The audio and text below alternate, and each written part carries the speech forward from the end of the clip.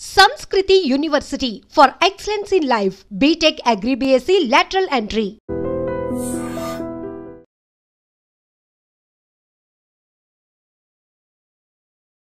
నమస్తే, welcome to iDream media. నేను సౌజన్య. Human relations చాలా విన్నాం, డేటింగ్ విన్నాము, లివింగ్ రిలేషన్షిప్, సిచ్యువేషన్షిప్స్, ఇంకా చాలా పేర్లు ఉన్నాయి. నాకు ఇవే గుర్తున్నాయి. ఇప్పుడు కొత్తగా డింక్ అనేది వినపడుతుంది.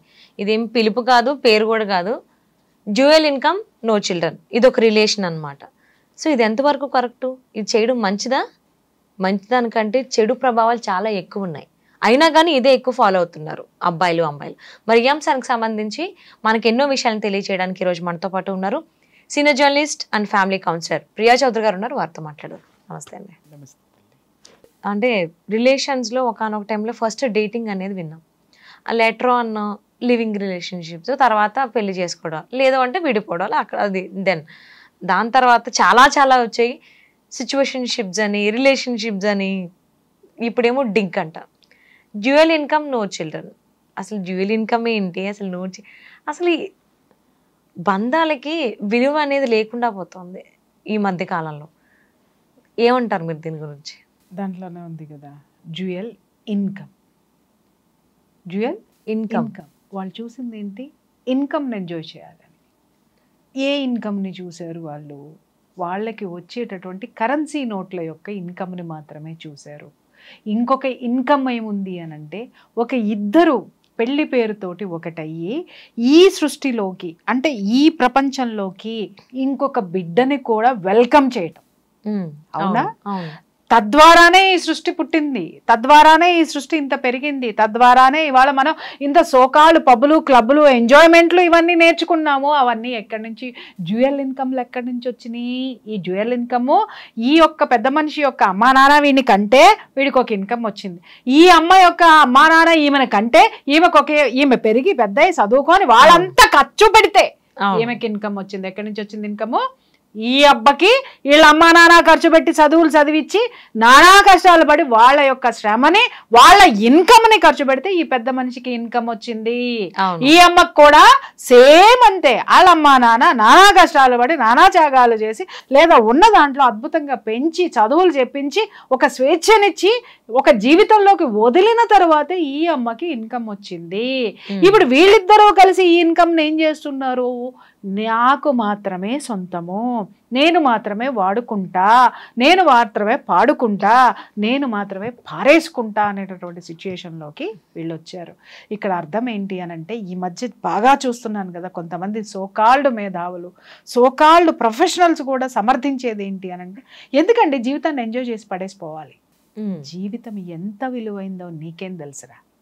నిజంగా జీవితం యొక్క విలువ తెలిసిన వాడు ఎవ్వడూ కూడా ఈ మాట మాట్లాడు.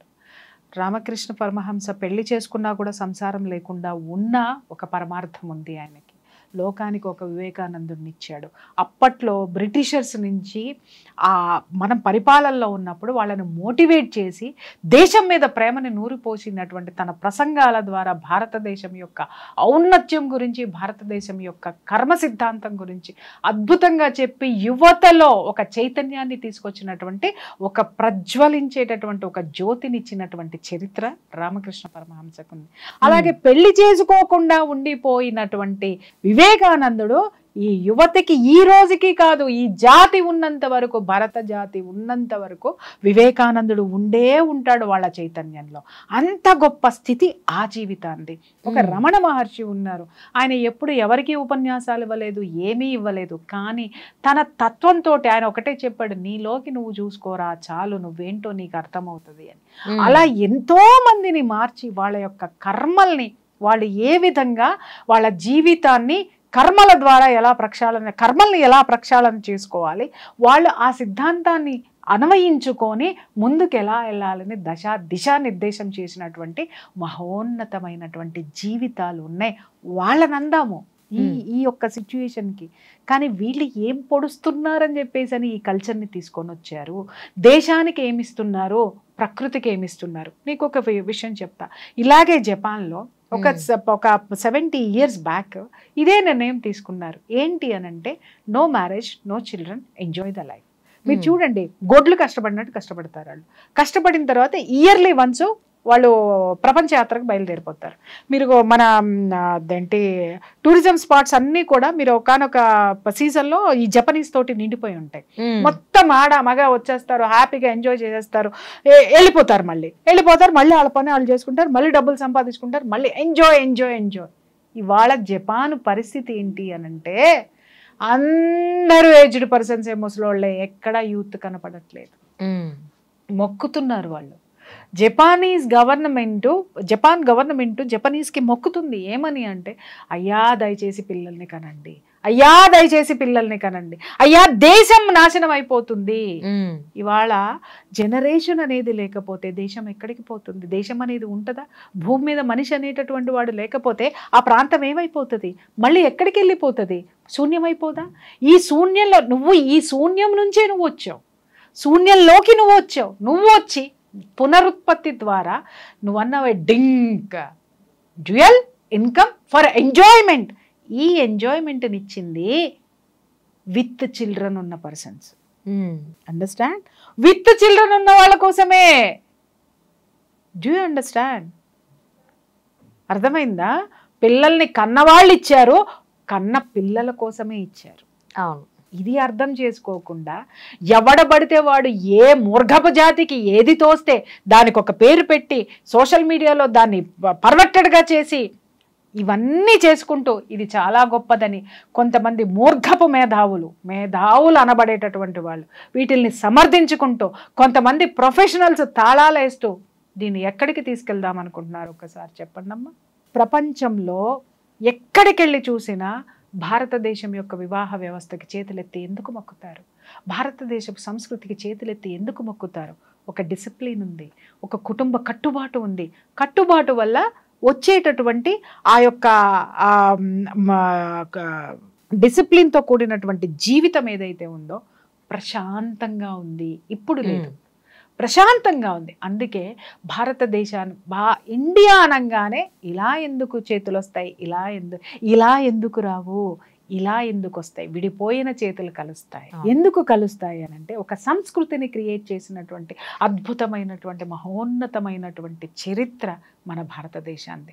ఇలాంటి భారతదేశంలో పుట్టిన వాళ్ళు ఈ విధమైనటువంటి పోకడలకి, ఇందాక మీరు నన్ను క్వశ్చన్ వేసేటప్పుడు అన్నారు లివింగ్ టుగెదర్ విన్నాము, తర్వాత డేటింగ్ విన్నాము. అవన్నీ ఏమైనాయమ్మా? నా చిన్నప్పుడు విన్నాను డేటింగ్, అది ఇప్పుడు ఎక్కడుందో తెలదు. తర్వాత విన్నాను లివింగ్ టుగెదరు, అది ఇప్పుడు పోయి డింక్ వచ్చింది. అంటే ఇది కూడా వచ్చింది పోవడానికే.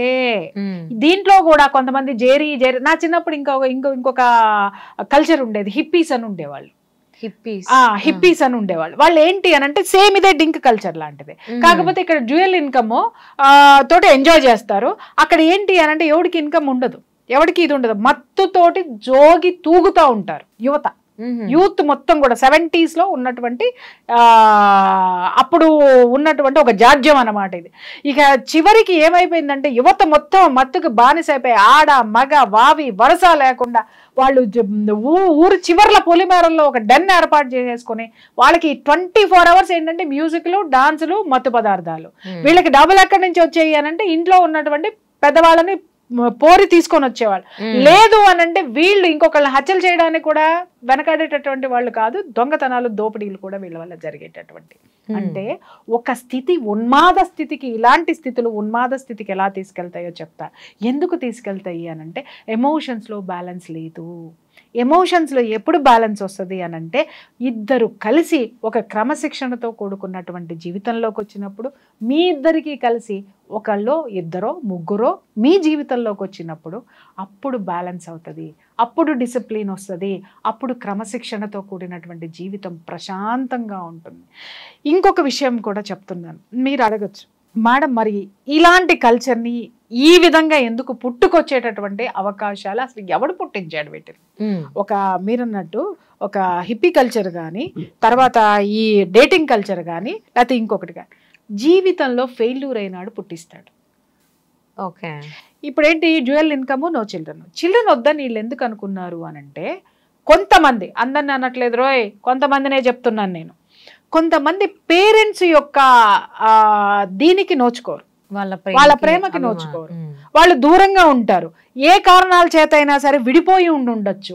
అలాగే ఒకళ్ళ మీద ఒకళ్ళ కోపంతో ఈ పిల్లల్ని నెగ్లెక్ట్ చేసి ఉండొచ్చు. వీళ్ళు కష్టాలు పడో, కన్నీళ్లు దాచుకునో, ఒంటరితనంతో పెరిగి పెద్దయి ఒక స్థితికి వచ్చిన తర్వాత ఈ జీవితాలు ఎందుకు, పిల్లల్ని కానీ ఏం చేయాలి, మేము పిల్లల్ని కానీ ఏం చేయాలి, ఈ విధమైనటువంటి జీవితం. వాడు ఉంటాడో ఉండడో తెలియదు, ఏం చేస్తారో తెలీదు.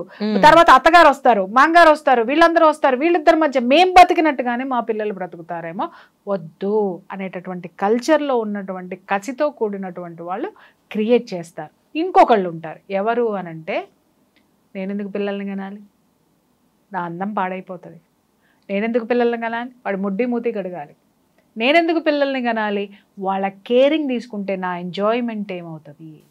అంటే నాకు అర్థం కాని విషయం ఏంటంటేనండి, ఇప్పుడు ఎవరైతే పిల్లలు వద్దు అనుకుంటున్నారో వాళ్ళ తల్లిదండ్రులు కూడా వద్దు అని అనుకుంటే వీళ్ళు పుట్టారు కదా, వీళ్ళు ఉండరు కదా. ఇప్పుడు వాళ్ళని మీరు ఇదే క్వశ్చన్ అడగండి, వాళ్ళ నుంచి ఏం ఆన్సర్ వస్తుందో నేను చెప్తా. మేము పుట్టకపోతే ఇంకా హ్యాపీగా ఉండేవాళ్ళం కదా, మేము కనమన్నామా? బాధ్యతారాహిత్యమైనటువంటి ఆన్సర్ అది. బాధ్యతారాహిత్యమైన ఎస్కేపిజం అంటారు దాన్ని. అర్థమైందా? వీళ్ళందరూ ఎస్కేపిజం మోడ్ లో ఉంటారు, దేన్ని కూడా రిసీవ్ చేసుకునే రిసీవింగ్ మోడ్ లో లేరు. అంటే బాధ్యతలు తీసుకోలేకనా? అంతే, ఎస్కేపిస్టులు వీళ్ళు. ఎస్కేపిస్టులు కాబట్టి మేము కనమన్నామా, మీరు పెళ్లి చేసుకుంటే మేము కనమన్నామా? ఎవరిని అడిగితే పేరెంట్స్ కనరు. ఇంకొకటి సృష్టి రహస్యం తెలుసుకోవాల్సింది ఏంటంటే, మళ్ళీ భారతదేశానికే వస్తా, మళ్ళీ కర్మ సిద్ధాంతానికే వస్తా. నువ్వు చూస్ చేసుకున్నావు నీ తల్లిదండ్రుల్ని, నేను ఇక్కడికి ఈ భూమి మీదకి వస్తాను అని. అలా నువ్వు ఈ భూమి మీదకి వచ్చావు తప్ప నీ పేరెంట్స్ నిన్ను కనలా. నీ పేరెంట్స్ యాక్సెప్ట్ చేశారు, సరే రా నువ్వు ఈ కష్టాలు పడతావా పడు, నువ్వు ఈ సుఖాలు పొందుతావా పొందు, నువ్వు ఈ ప్రేమను ఇస్తావా ఇవ్వు, ఈ ప్రేమను తీసుకుంటావా తీసుకో అని ఒక ఒప్పందం, ఈ డింక్ ఒప్పందం ఏదైతే ఉందో, మన జన్మ యొక్క ఒప్పందం కూడా ఆల్రెడీ జరిగిపోయే ఈ భూమి మీదకి మనం వస్తామనేటటువంటి విషయం వీళ్ళకి చెప్పేటటువంటి మేధావులు ఇంకా రాలేదా? చెబుతున్నా కూడా వీళ్ళ బుర్రలకి ఎక్కలేదా అనంటే, చెప్తున్నాను కదా, మనము తోట వేస్తాము, చీడ పడతా ఉంటుంది ఒక్కొక్క చెట్టుకి, ఏం చేస్తాము, కొన్నాళ్ళు చూస్తాము, మందేస్తాము, చీడ తగ్గుతుందేమో అని చెప్పేసి. మందేయంగానే చీడ తగ్గిపోతుంది. కొన్నిట్లకి పాకుతూ పోతా ఉంటది, మందు వేసినా కూడా తగ్గదు. కారణం ఏంటంటే, ఆ మందులో ఈ చీడకు సంబంధించినటువంటి చంపేటటువంటి కెమికల్స్ స్ట్రాంగ్ గా లేకపోవడమే. అంటే మనం చేసేటటువంటి ప్రయత్నం ఈ దౌర్భాగ్యాలన్నిటినీ పారద్రోలటానికి మన యొక్క కృషి లేకపోతే ప్రకృతి దాని పని అది చేసుకుంటూ పోతుంది. ఏదో ఒక రోజు ఇవన్నీ ఎలా వచ్చినాయో, ఈ సృష్టి రహస్యం తెలియనటువంటి వాడు, ఈ సృష్టి యొక్క ధర్మం తెలియనటువంటి వాడు చేసేటటువంటి దగుల్బాజీ పనులు, ఎస్కేపిస్టులు చేసేటటువంటి పనులు. అరే ఈ దునియాలోకి నువ్వు ఎందుకు వచ్చావు, ఓ పెద్ద CEO నవ్వడానికి వచ్చావు. అరే ఈ దునియాలోకి నువ్వు ఎందుకు వచ్చావు, పెద్ద డాక్టర్ నవ్వడానికి వచ్చావు, పెద్ద లాయర్ నవ్వడానికి వచ్చావు, పెద్ద సినిమా యాక్టర్ నవ్వడానికి వచ్చావు. అయిన తర్వాత ఏం పొడుస్తావు తెలియదు. You have to face the challenges. You should win. నువ్వు ఛాలెంజెస్ ఫేస్ చేయడానికి ఈ దునియాలోకి వచ్చావురా బాయ్. నీకు ఎలాంటి అత్త వచ్చినా నేను ఎదిరించి నిలబడతా, ఎలాంటి మొగుడు వచ్చినా ఉన్నా లేకపోయినా నా జీవితంలో వచ్చిన సవాళ్ళని ఎదుర్కొని నేను నిలబడి నన్ను నేను ప్రూవ్ చేసుకొని నేనంటూ ఈ జాతికి ఒకటి అద్భుతమైనటువంటి ఒక శక్తిని మిగిల్చి వెళ్తాను అనేటటువంటి దృక్పథంతో ఎవరైతే ఈ జీవితంలోకి ఈ భూమి మీద తెలుసుకున్నవాడు ఉంటాడో ఆ మనిషే మహర్షి అవుతాడమ్మా. ప్రజెంట్ బాగున్నామా అయిపోయింది, అంటే ఫ్యూచర్ గురించి ఎవరికి ఆలోచన లేదు. సో అందుకే రిలేషన్స్కి సంబంధించి అబ్బాయి అమ్మాయిలకి నెలకో లేకపోతే 15 రోజులకు ఒక కొత్త రకమైనటువంటి రిలేషన్షిప్స్కి సంబంధించి బయటకు వస్తున్నాయి. ఇలాగా సిచ్యువేషన్షిప్స్ అని చిన్నవి 1 hour షిప్స్ ఇవి చాలా ఉన్నాయి. సో అలానే ఈ డింక్ కూడా.